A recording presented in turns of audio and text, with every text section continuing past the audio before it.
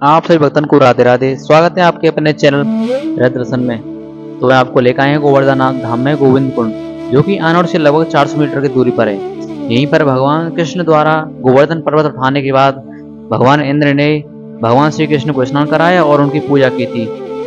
इस कुंड का निर्माण स्नान अनुष्ठान से हुआ था। तो वीडियो में बने रहिए और आपको महात्मा बताते हैं आगे। तो चलिए स्टार्ट करते हैं वीडियो को।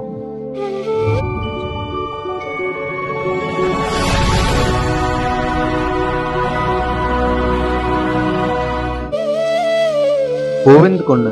यह कुंड तब बनाया गया था जब भगवान इंद्र ने दिव्य नदी गंगा के जल से श्री कृष्ण का विस्तृत अभिषेक किया था।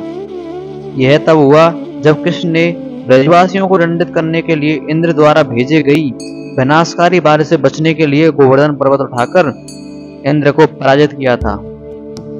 इंद्र द्वारा कृष्ण का अभिषेक करने के बाद ब्रह्मा और शिव जैसे देवताओं ने भी कृष्ण को स्नान कराया और फिर घी के दीपक, धूल, धूप, चावल और कई अन्य सामग्री के साथ एक विस्तृत अर्तिका समारोह किया।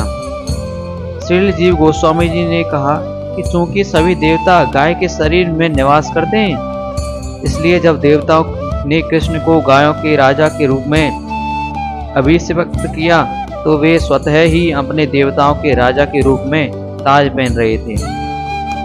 देवताओं के अपने अपने निवास के लिए चले जाने के बाद वाले लड़के गायों के साथ वहां पहुंचे। वहां पूजा की सारी सामग्री पड़ी देखकर आश्चर्यचकित हो गए, जिसमें वह बड़ा अलंकृत औपचारिक छत्र, सोने की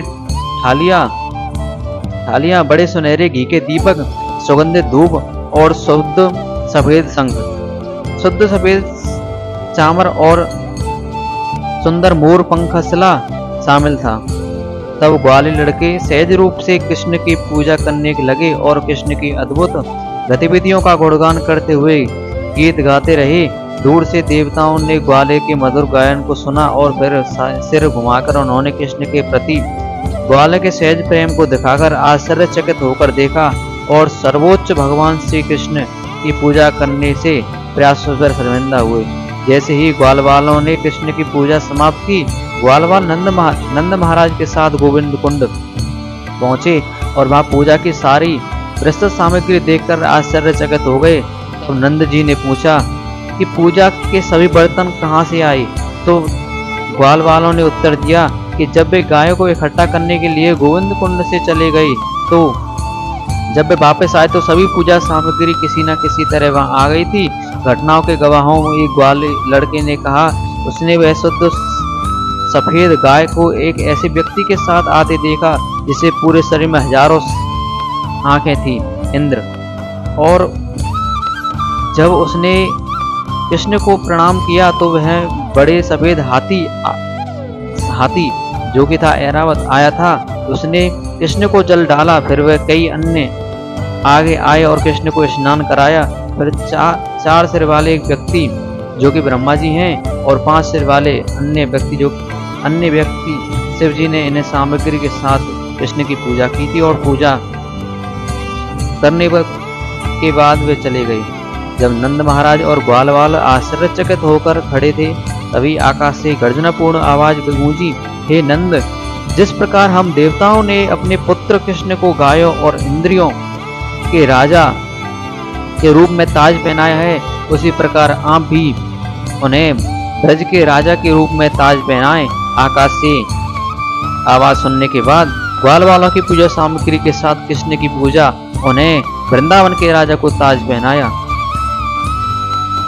जब श्रील माधवेंद्रपुरी गोस्वामी ब्रज आए तो गोविंद कुंड के तट पर इसी स्थान पर ठहरे और भजन में लीन हो गए।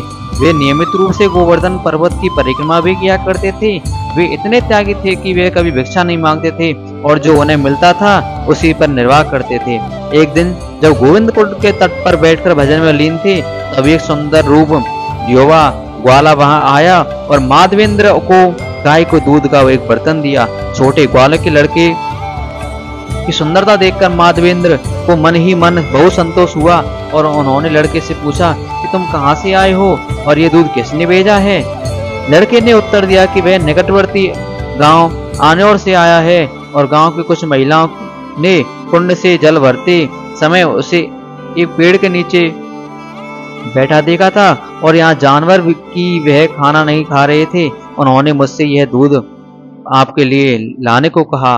तब ग्वाले ने माधवेंद्र जी को बताया कि उसे जाना होगा क्योंकि गाय का दूध निकालने का समय हो गया है और हम वहां बाद में बर्तन लेने के वापस आएंगे। लड़के के चले जाने के बाद माधवेंद्र जी ने मीठा स्वाद वाला दूध पिया और बहुत आनंद महसूस किया। उसी रात सपने में माधवेंद्र जी के चारवाही लड़के को देखा। सपने में चारवाही की माधवेंद्र का हाथ पकड़ा और गोवर्धन पर्वत पहाड़ी के बगल में ही वह जगह ले गया। लड़के ने माधवेंद्र जी को बताया कि झाड़ियों के नीचे यह एक जगह उसका निवास स्थान है, लेकिन चिलचिलाती गर्मी, बारिश, हवा और ठंड के कारण वह उसे तकलीफ हो रही है और उसे अनुरोध किया कि माधवेंद्र उसे झाड़ी के नीचे खोदकर निकाले और गोवर्धन पहाड़ी के ऊपर उसके एक सुंदर से मंदिर बनाए जहां वे निवास कर सकते हैं। फिर उनको पता चला कि वह कोई ग्वाला नहीं, भगवान श्री कृष्ण थे।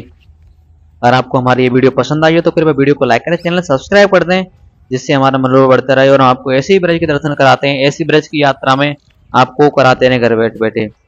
सभी बोलिए राधे राधे।